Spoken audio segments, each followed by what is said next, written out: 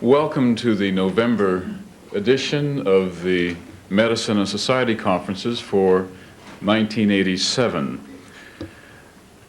Our topic this afternoon is anencephalic organ donation, ethical breakthrough or breakdown. In order to lead us in this conversation, we have three very distinguished scholars. First of all, we will hear from Dr. Leonard Bailey, professor of surgery here at Loma Linda University, who is very well known for his work in pediatric transplantation. Then we will hear from Dr. Gerald Winslow, the newest member of the faculty in ethics at Loma Linda University. Jerry comes to us from Walla Walla College, having served there well for almost 2 decades.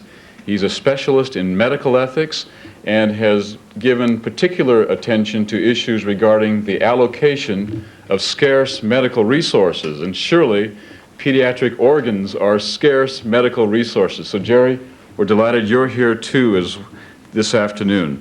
Then from UCLA, we have Dr. Les Rothenberg, a professor of medicine there.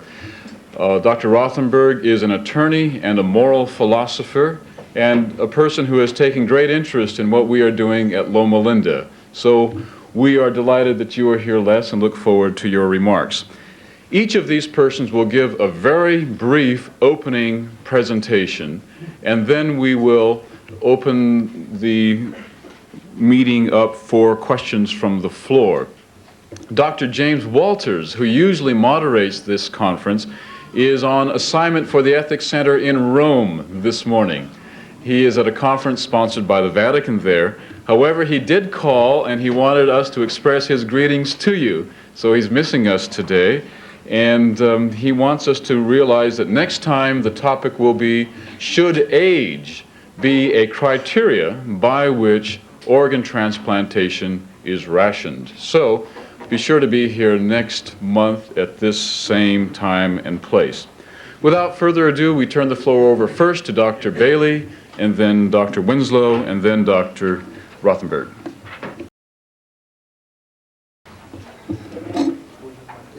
Not that one, huh? Thank you, Dave. Thank you all for being here. I would never have imagined in my entire life that this topic would draw as much interest as it seems to be shown here. You want me to answer the question? A breakthrough or a breakdown? It surely is not a breakdown, I can tell you that. Maybe you would like to take issue with that.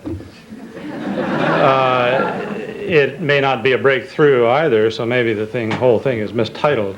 It is a foot in the door, however, of an issue that is very dear to me, and so I'm keen to participate in this sort of dialogue. As you all know, some years ago now, 3 years ago, when we began clinical trials of heart transplantation in babies, we came under some rather significant and severe scrutiny because we'd used a monkey heart in that instance, knowing full well that human hearts were very scarce, if not virtually completely unavailable. I think in retrospect, using the monkey heart was not such a bad thing to do just from the public education point of view, because since then there have been a trickle of human hearts available. We stay very clearly to what we believe are rather rigid guidelines for brain death in the newborn for those donors that we use. And I can very vividly recall giving a presentation about the monkey heart transplant down in Atlanta to a group of individuals that belong to an artificial internal organ society. And when I got through making that little presentation, Dr. Adrian Cantris, one of the pioneers of heart surgery in this country, I might say the first individual to ever attempt a heart transplant in a new baby, back in 1967, he stood up and raised his hand and he says, you got to stop talking about this monkey business and everything. He says there's 4,000 or 5,000 anencephalic babies born every year, and all you need to do is use those organs. Well, I thanked him for his comment and said that we had looked into that a little bit, and that should he look into it seriously, he would discover there might be people on both sides of the fence with regards to using the anencephalic infant as an organ donor. More recently now, in the last 3.5 weeks, the issue came to bear. because over in eastern Canada an anencephalic was born. The parents, as is usually the case, were quite insistent that the baby's parts be used for organ transplantation. The baby was then resuscitated, and the organs were maintained until such a time, some 30 hours later, that the baby could be declared brain dead by the standards we use for all babies. Having done that, our neurologists got in touch with the people in Western Ontario and confirmed the notion over the phone that that baby was indeed brain dead by anybody's standards and not just an anencephalic. And with that, since we had a baby in utero waiting for a heart transplant, we decided to go ahead with the transplant on Paul Hoke, whom you've heard about. I thought at the time, and I think some other people did too, that the most important thing about that transplant was not that Paul was delivered by cesarean section by my friends in high-risk obstetrics and had a transplant in the first hour or two of life, but the more important issue was that we might have gotten a foot in the door on utilizing a very important resource, that is organs from anencephalic babies. In my mind, it breaks down quite easily. These babies are, in fact, products of human conception. They are human, if not non-persons, as any of us understand what personhood is. And so they, in my opinion, should be treated with the respect that we should treat humans with. Certainly a high level of compassion and interest. There's also the issue of what that means, what that baby with anencephaly means to the greater family circle into which it was born. And that, I think, weighs heavily in favor of a greater ethic. That is what might come that would be good out of this entirely devastating experience otherwise. And so I think one of the issues that seems to get lost frequently is what does it mean to a family who has an anencephalic baby who then isn't even allowed to donate the organs because of rather crude, I think, social commentary on an anencephalic. Anencephalics are easy to diagnose. They're an entity unto itself. Their baby is born without cerebral hemispheres. They don't think or act or feel anything like you and me. They are not persons by any one stretch of anyone's imagination. They do have vital functions of the rest of their body by virtue of a brain stem that may be partially or all there intact. And it's that issue, the fact that they can organically breathe and that their heart rate can be maintained, that seems to make it a bit of an ethical quagmire. So I hope today that we can at least get involved with some of those questions, answer some of your questions, at least field some of the issues. And I doubt if any of you are going to go out of here feeling comfortable that you know all the answers about the use of anencephalics, but at least it's a new day when we can open debate on the issue and perhaps be rational and in pragmatic terms about how this very vital resource could be utilized without us sacrificing any of what we consider our humanity and our own personhood. Thank you.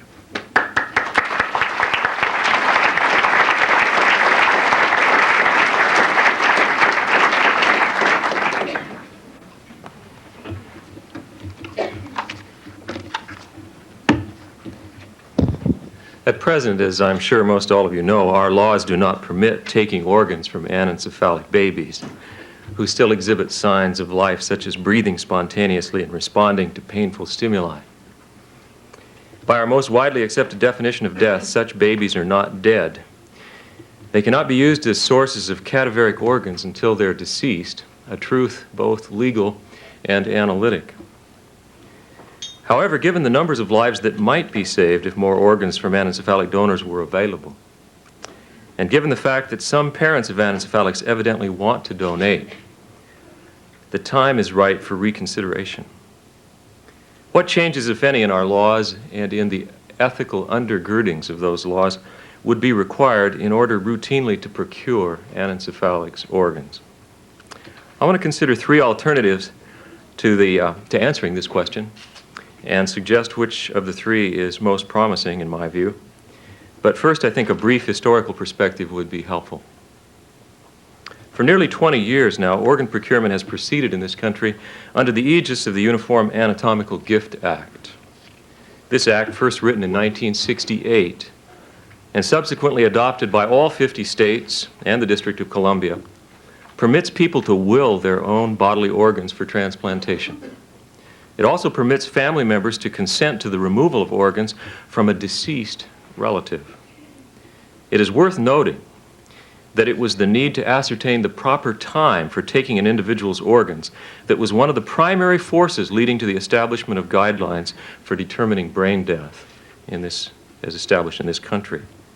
There was considerable public fear that people would be used as organ warehouses, or organ farms, as one put it, and that some, in their haste to procure organs, might be tempted to jump the gun. These fears were given memorable expression in Robin Cook's novel, later film, Coma. Such fears needed to be calmed, and they were, through the development of a conservative definition of brain death in terms of the irreversible cessation of all functions of the entire brain, including the brainstem, to use words from the Uniform Determination of Death Act. With this background in mind, let us consider three approaches to our question. First, we could finesse the problem of taking organs from anencephalics by declaring them dead. Some have proposed that babies born without both cerebral hemispheres simply be called dead. Such a proposal was made to the California legislature last year by State Senator Milton Marks. As I understand it, the proposal was withdrawn in the face of overwhelming opposition. But the attractions of this approach should be fairly obvious. Organs could be taken without delays that might jeopardize their usefulness. Parents could be reassured that their baby really is dead, thus easing, perhaps, some of the pain associated with the decision to donate. And the additional speed of the process might lower some of the associated costs. The problems with this approach are also quite obvious. It would represent a radical departure from traditionally conservative determinations of death. Some would be called dead, even though they may still be capable of breathing spontaneously, grasping, crying, swallowing, regurgitating, responding to painful stimuli. It's instructive to ask how we would feel about beginning post-mortem exams or holding funerals for individuals in such condition. Were we to succeed in redefining death this way, would we not be creating a whole new class of individuals whose membership could hardly be limited to anencephalics? What are the morally relevant differences between them and other individuals, say, hydranencephalics or some microcephalics, or those in persistent vegetative state, all of whom may have similarly poor prospects for achieving or regaining personal life? Are there logically sound ways of avoiding the slippery slope to which these questions point? I don't think so. And I don't believe that our society is prepared to accept what would appear to many as the sophistry of an inventive redefinition of death, a kind of verbal sleight of tongue. A second, and I think more honest approach, would be to acknowledge that some anencephalics are born alive. But because their lives will be short and entirely lacking in personal qualities, they may be used as organ donors if their parents or guardians consent. This change might be accomplished by amending the Uniform Anatomical Gift Act to permit organ donation from one carefully limited category of non-consenting living donors, namely anencephalics. Such a change might reflect a more mature ethic of personhood, an ethic willing to harvest the organs of those who surely will never achieve personhood for the sake of those who most likely will become persons. There are good and powerful reasons for this approach. After all, if the normal care of anencephalics is so-called comfort care, without serious life-sustaining efforts, it seems clear that death is the expected and, in fact, not unwanted outcome. Why then waste the organs of such an otherwise apparently useless life, especially if the parents are earnestly in favor of donation? Despite these reasons, I'm not convinced that this approach is best. If we permit the procurement of organs from still living anencephalics, how would we defend the action that results directly in the termination of one life, however pitiful, for the sake of another life, however promising? What would be the likely consequences of such an action on society's collective conscience, including the general willingness to consent to organ donation? And again, the problem of the slippery slope looms. How would living anencephalics be distinguished morally from many other living human beings who will not achieve or regain qualities we associate with personhood? Do we really want to create a whole class of living, non-consenting organ donors? My belief is that we don't want to do this and that we will not do it. The third approach, and the one that I find most promising, calls neither for an inventive redefinition of death nor for a troublesome category of living donors. In fact, no laws need be changed. Rather, this approach seeks to refine procedures for determining that whole brain death has occurred, thus assuring that organs are taken only from the truly dead and not from the dying. Anencephalics whose parents consented to donation would be placed on a ventilator or other life support so that the usefulness of their organs could be maintained while tests were conducted to determine whether or not whole brain death had occurred.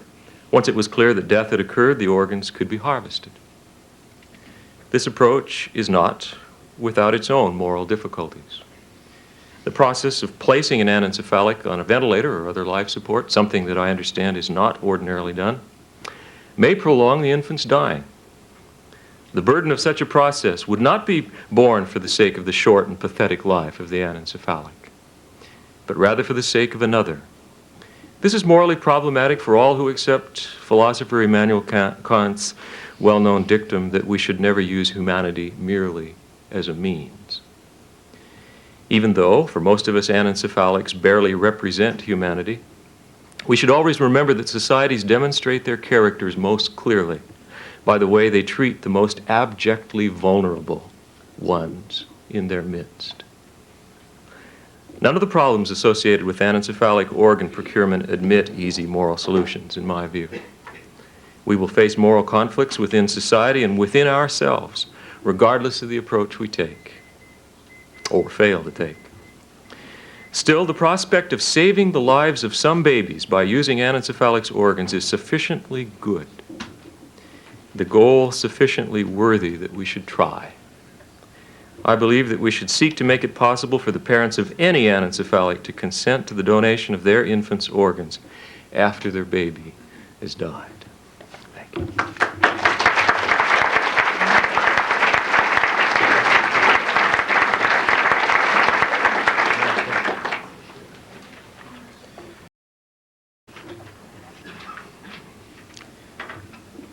Discussing the use of babies with anencephaly as organ or tissue donors in this auditorium, in this medical center, is not without a context, as Dr. Bailey was alluding to in the way the discussion today has been titled. But what I want to try to do is to ignore the immediate context and talk about the issue in a more general way.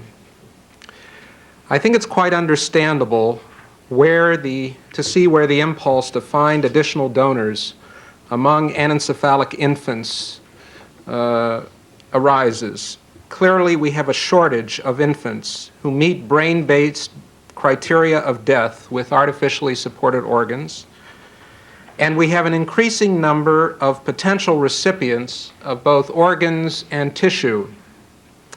But I believe that the impulse to use anencephalic infants as donors is ethically misguided and potentially dangerous to the field of organ transplantation. In the short time I have, I'd like to simply toss out a number of concerns, with apologies for necessarily being superficial with regard to each. The diagnosis of infant brain death is far more difficult and far less certain than it is in older patients.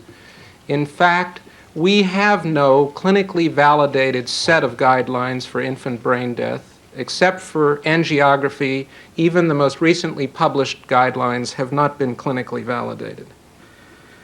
Second, the past experience over the last 25 years in using anencephalic donors for heart and kidney transplants has led to mixed results, which have been reported in the literature. Those reports also suggest that the determinations of death in those donors that have been used have been less rigorous than would have been acceptable in other patients. From a pathophysiological perspective, there is no reason to expect neural functioning of an infant with anencephaly to cease prior to somatic death. Death usually occurs following cardiac arrest, often due to sepsis, infection, or renal failure. Reports of past donors in the medical literature raise serious questions as to the so-called spontaneous deaths of donors that conveniently took place in the operating room with all of the equipment necessary for use of those organs. To attempt to define anencephalic infants as dead ignores the fact that we can only determine death. We can't redefine it. That these infants are dying but do not meet the current legal criteria for death, and that they are alive and breathing, creating a new understanding of what it means to be dead. The phrase brain death is unfortunate. Brains don't die, people do.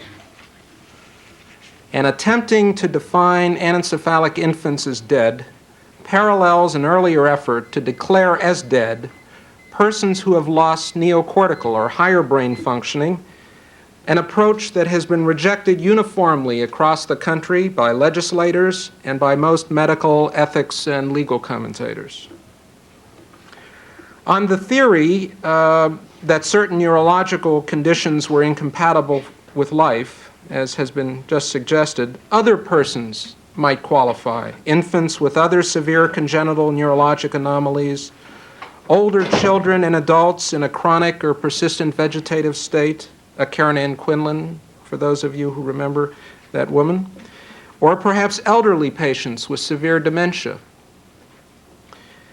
Would they also be deemed to be no longer persons, but to have become non-persons as a result of the neurological injury or condition? Their organs, at least for the younger persons mentioned, might be far more usable than those of anencephalic infants because of the teratogenic factors severe enough to produce anencephaly, hypoplastic hearts and kidneys, smaller livers, and so forth. Some of the donor organs that have been used over the last 25 years have not worked well in the recipients. But few would think that it would be appropriate to legally kill such non-persons in this extended category for the benefit of others. Furthermore, with regard to anencephalic infants, in California, the maternal serum alpha-fetoprotein screening program undertaken by the State Department of Health Services is seeking to minimize the number of infants born with neural tube defects. The vast majority of those screened fetuses diagnosed with anencephaly are being aborted, often with state funds, thus raising questions about the future numbers of potential anencephalic donors. Furthermore, as has been suggested, the use of anencephalic donors undermines public confidence in the brain death standard and could adversely affect organ donation and public support for organ transplantation. When families worry about whether their loved one is really dead, or do the physicians simply have another agenda, it brings to mind, as suggested, images of Robin Cook's novel Coma, the suggestions in 1978 that fetuses be used as organ farms, that patients with higher brain injuries be considered neomorts, and so forth. If we were to create a new donor category under the Uniform Anatomical Gift Act, that might well lead to demands for new safeguards in confirming diagnosis and prognosis, and the absence of conflicting interests in those seeking or giving consent to the taking of tissue or organs as well as new categories, new donor categories. Another point, anencephalic infants do not always die within the first few days of birth. Survival for weeks or months has been documented. Clearly, when patients are not treated, they do not do well, and typically anencephalic infants do not receive neonatal intensive care therapy. But even though the cerebral hemispheres may be missing, the brainstem is usually functioning. And depending on the precise neurological circumstances, that infant may be able to survive with minimal intervention for at least some period of time. Clearly, there is a question that has been raised about satisfying the needs of parents of babies born with anencephaly. I might suggest very quickly that it would be far more valuable to offer the chance for corneal donation and skin and bone donation from a cadaver than to change our approach to who is dead. For I think that the larger question boils down to this: is the killing of a person justified if motivated by saving the life of another who is not threatened by the person killed? If the answer is yes, or perhaps, we all have something to fear by these developments. Thank you.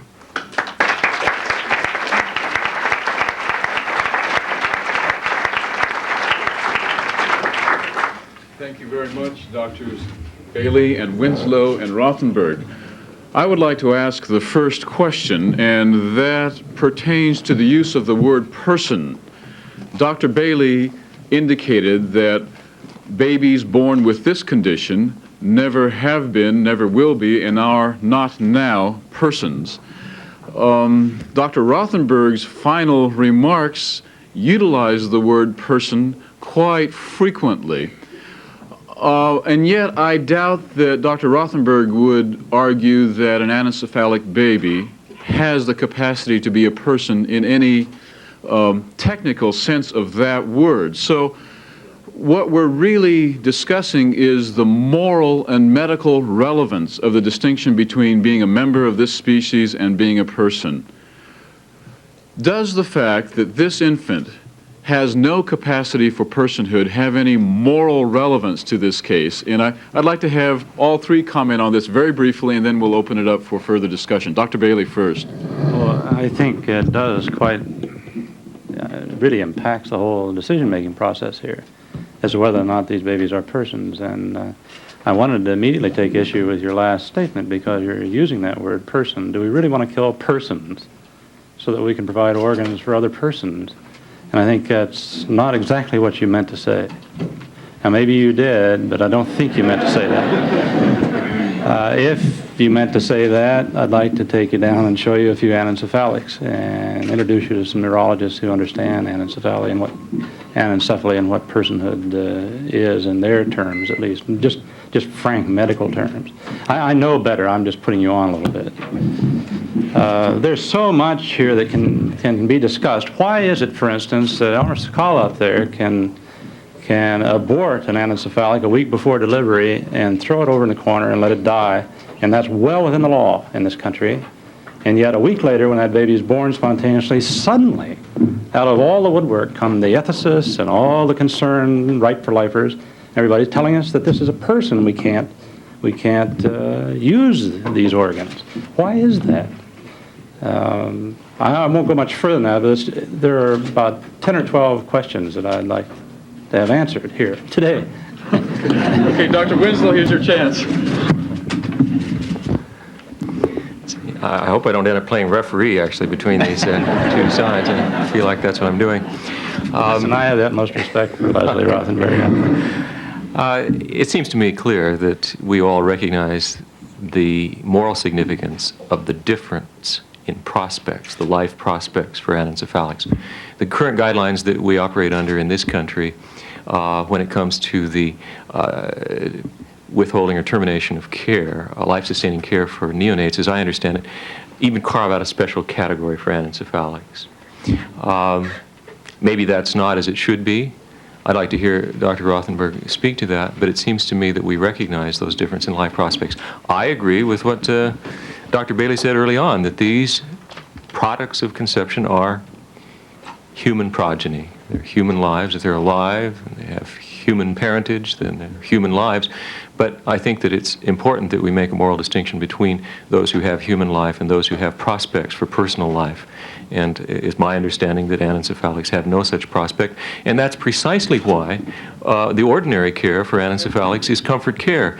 Is Dr. Rothenberg actually suggesting that because there are some documented cases of anencephalics living on for weeks and months, that we ought to provide all the life-sustaining care that we can manage to whip together with all the medical whiz-bangery that's available?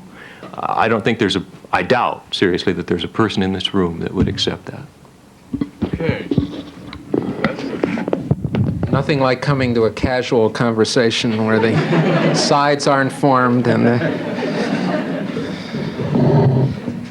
a couple of quick responses. I think your point about abortion is actually a very interesting point. It suggests that because we allow the fetus with anencephaly to be aborted in utero, that there shouldn't be any dilemma about terminating the life of an anencephalic infant after birth.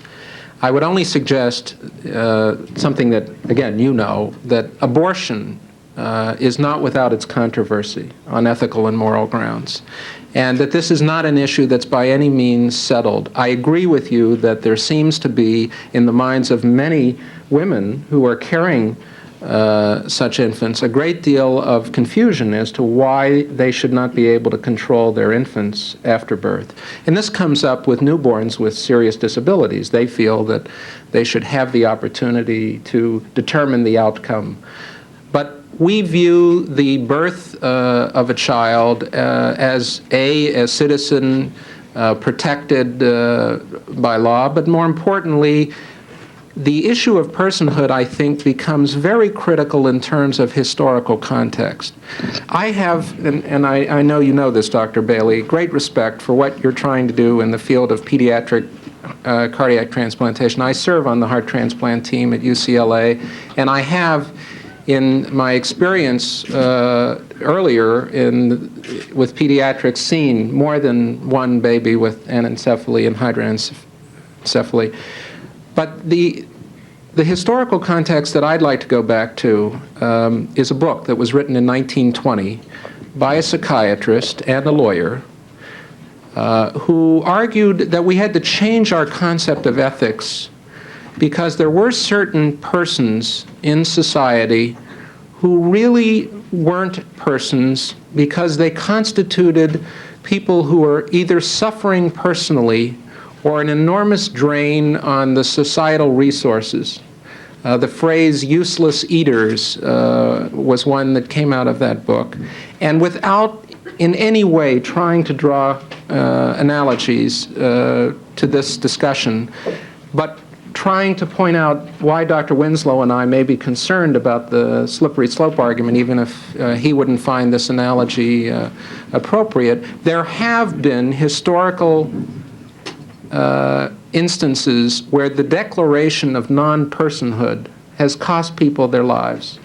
What really is troubling in this area is that we are still struggling to convince persons, family members of patients who've died in motorcycle accidents and other things, that the concept of brain death is valid.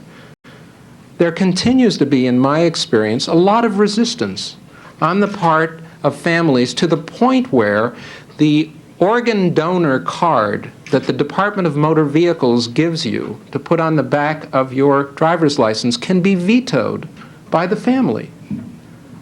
Every organ procurement agency will permit family members to veto a gift which you've given under the Uniform Anatomical Gift Act. Now, they do that for public relations purposes because they don't want lots of unhappy people questioning this concept at a time when the need for donors is greater than ever.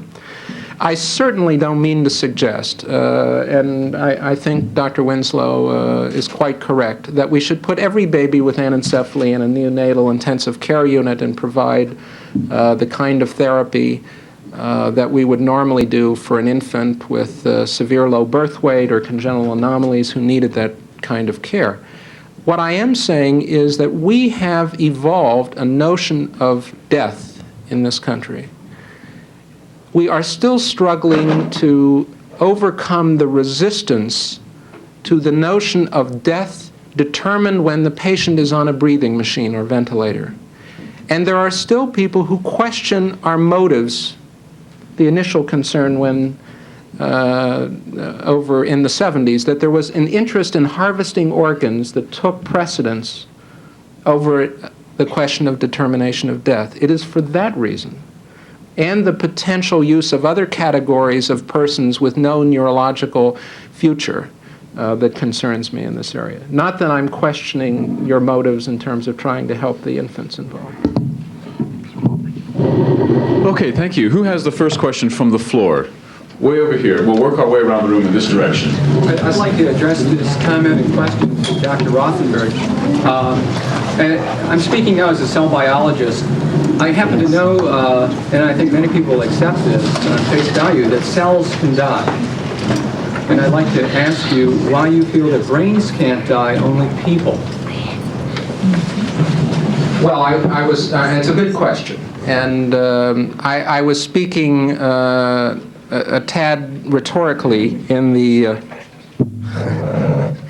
process. One of the unfortunate byproducts of this phrase brain death is that there are some people who believe that there are two kinds of death. There's regular death, and then there's brain death. In fact, you see headlines, "Brain dead man allowed to die." And it's very disconcerting to people because it suggests that we're focusing on the death of an organ rather than on the death of an organism. I have, in response to that, suggested that we come up with a new title. Instead of regular death or brain death, we talk about death, so that there can be no doubt about what we're... But it's because of our use in the last quarter century of the ventilator and being able to produce vital signs with this technology that has created a problem, because typically when patients are not on a ventilator, when they come into the emergency room and they're found not to be breathing and not to have any heart activity, nobody raises a question as to whether they're dead unless there's some unusual circumstances. What we're finding, at least what I've found and others who work with transplantation teams and in critical care units, is that there are many people who retain some suspicion about this brain death business. It's not that they don't recognize that there's a potential benefit that can come from death, particularly for those people who believe that death is an end, not a transition. But the problem becomes a question of the timing. And that's why you have read stories, I'm sure, locally as well as elsewhere, of families insisting that patients who have found to have met all of the criteria for death on a ventilator be continually treated, either for purposes of allowing a miracle to occur or because they simply don't trust the credibility of the people involved. And what really troubles me is when the push for creating new additional categories of donors comes from persons who have an interest in utilizing those organs, although I don't question for a minute what Dr. Bailey's motives are. I think all of us who are in this work are suspect when we promote something that at least others tend to see us as having a self-interest in. That's the concern. Dr. Bailey, would you like to add something to that? One of the things that we have to clarify is the difference between once having been a person and then had brain death, with the worry that maybe personhood could resurrect again out of that setting, versus an infant with no possibility for personhood from the start. That's when you get into a tangle with person death versus tissue death and brain death. And it's why anencephalics are such a vital resource, because they have no promise from the beginning for anything like personhood. There is nothing to be gained or lost when the baby is finally gone, however it goes. And why, for instance, is it better somehow for us? I have a hunch that most of this discussion revolves around us and not this baby, and how we're going to cope somehow, and not necessarily what it means to this baby. And so we have to dwell on that a bit. But why is it better to have the intensive care nurses wrap the baby in blankets and put it over there in the corner and try to ignore it and let it die? Why is that better somehow than, say, giving the baby an ordinary anesthetic, even though it doesn't need it, so that it won't have a reflex at spinal cord level, and utilizing the organs that are useful to perhaps not just another baby, but as many as 4 or 5 people could live from that one baby. Jerry, would you like to enter the conversation at that point? Well, I could easily take the rest of the time, but I'm worried about all these people who came with all these questions. Let me just press one question with Dr. Rothenberg. You mentioned in your comments the use of alpha-fetoprotein screening. I take it that the whole purpose of that is to find those fetuses who have anencephaly or related problems, and to abort them. Are you opposed to that, then? I simply mentioned that because of the notion that there was this huge donor pool that would be available there. It's clearly the policy of the state to ascertain the presence of a fetus with neural tube defects, and although not announced, to provide, if necessary, the funds to abort the child. My only reason for mentioning that, without getting us into the larger questions surrounding abortion and screening programs and so forth, was to say that future donor pools may be very limited by the success of this. And obstetricians are now required on a mandatory basis to offer this to every patient they see, so that in the future we may have fewer babies with anencephaly being born.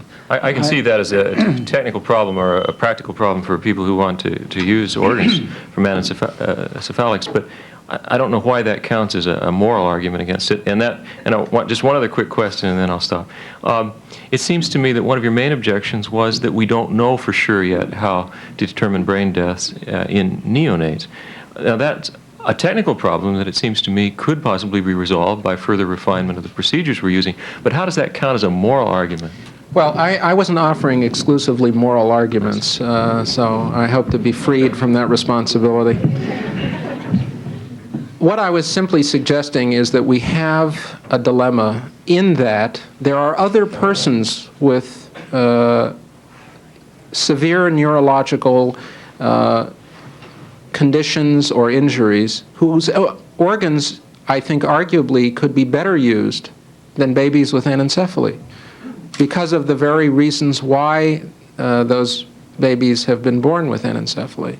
And I think it's going to be logically difficult to simply limit this solely to babies with anencephaly, and even assuming that you could limit it, to then have agreement on the technique by which death would be ascertained. I agree with you that if you simply carved out a category and said that all babies born with anencephaly were to be treated as though they were dead, that would solve at least one semantic problem, but I'm suggesting it might create a lot of others. Thank you. Who is next? Right here, sir. Yes. Apologize for being late. Let's start with Dr. Bailey. Is there a risk that this could become a business? The keeping alive of infants and babies and proliferating into other areas of medicine? You know, what are we getting into? The question is for the larger group, can this become overly commercialized? I suppose that anything is possible, but that seems fairly far-fetched to me. Why? I can see maybe where you're getting there are some mothers who may be destitute and for a certain amount of money might carry their anencephalic baby. We've never bought and sold organs knowingly in the past, and I doubt that transplant teams would be interested under those circumstances.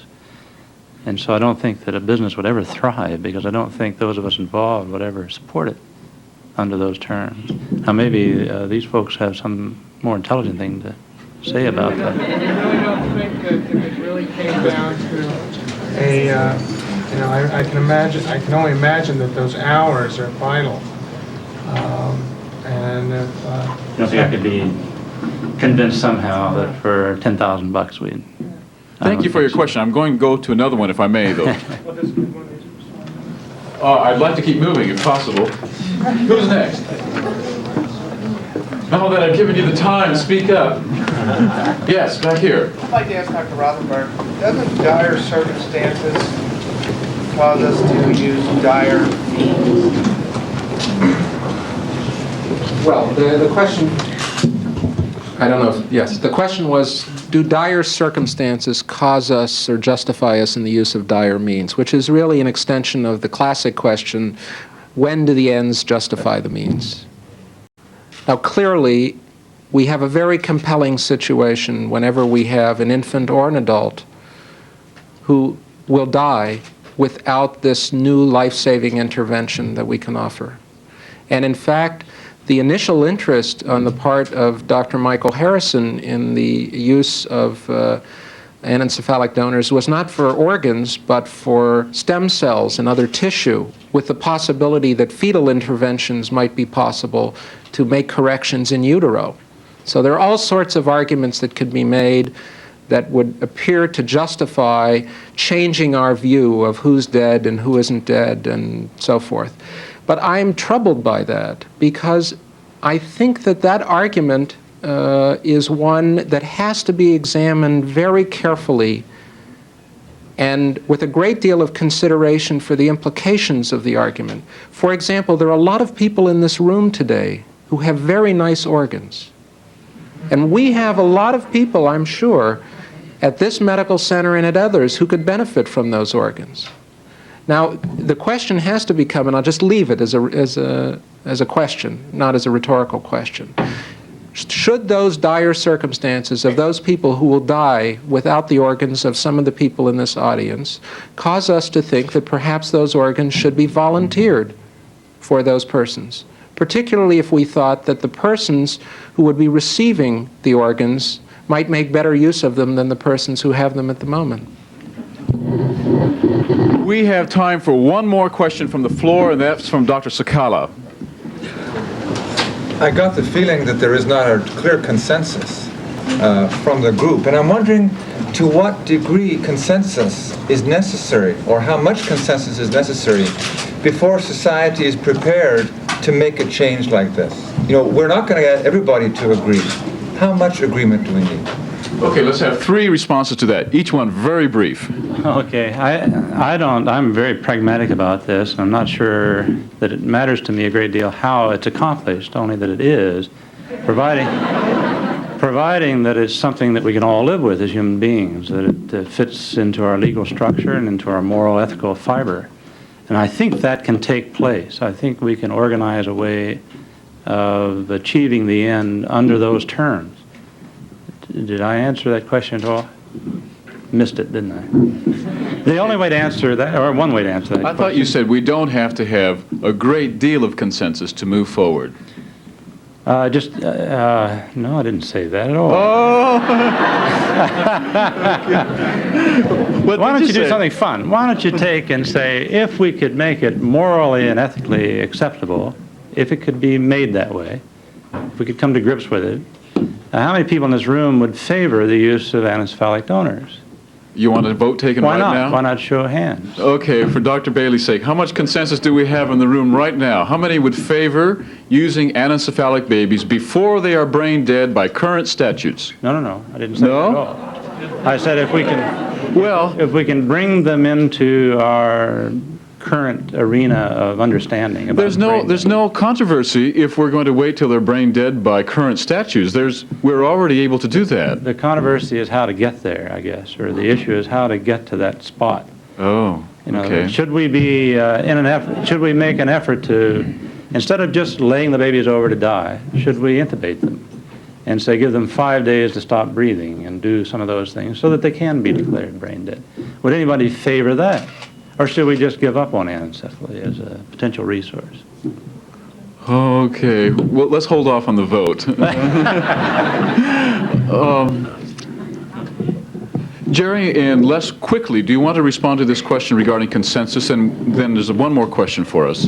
I'm sure that if no one else pointed it out, Dr. Rothenberg could, that this is hardly a random sample taken from around the United States. So whatever the vote's worth, I mean, I think it'd be fun to do, and I'd like to see it.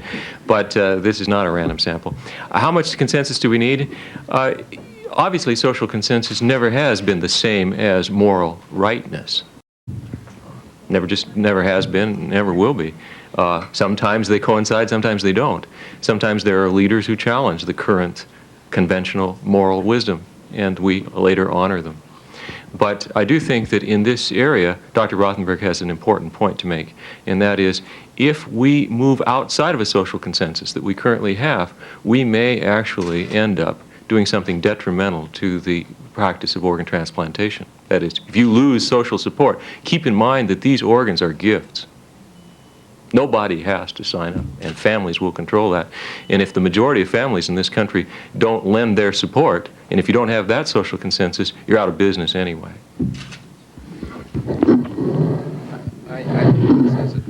Okay, one final question then that I didn't get answered last time. For each of you, do you think it would be morally wrong, irrespective of what the law says, do you think it would be morally wrong to use an anencephalic baby as an organ donor before it is brain dead by current statutes? Would that be morally wrong? If so, would it be morally wrong because of that particular procedure, or would it be morally wrong because of the ramifications of that procedure, or both? Les, would you go first, and then Jerry, and then... Come on, give me a break. The last I will defer to Dr. Bailey. Okay, Dr. Bailey. Well, it's no more morally wrong than aborting that fetus a week before term. And it has probably nothing to do with morally wrong in a non-person baby. It may be morally wrong for you and me, and that's the issue, the larger issue at stake. And we somehow, as society, as human beings, have got to decide whether or not we want to utilize this resource and how we might best cope with it. Most of what we're talking about is how it affects us, because it isn't a matter of how it affects the baby. That shouldn't be an issue, I don't think.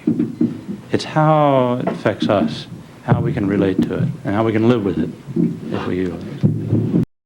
I don't have time, David, to go back and repeat the reasons I gave here, but I think I tried to make it clear, at least, that I would find that morally unacceptable. It seems to me that anything that... Each human life has its own trajectory, and it's not up to us.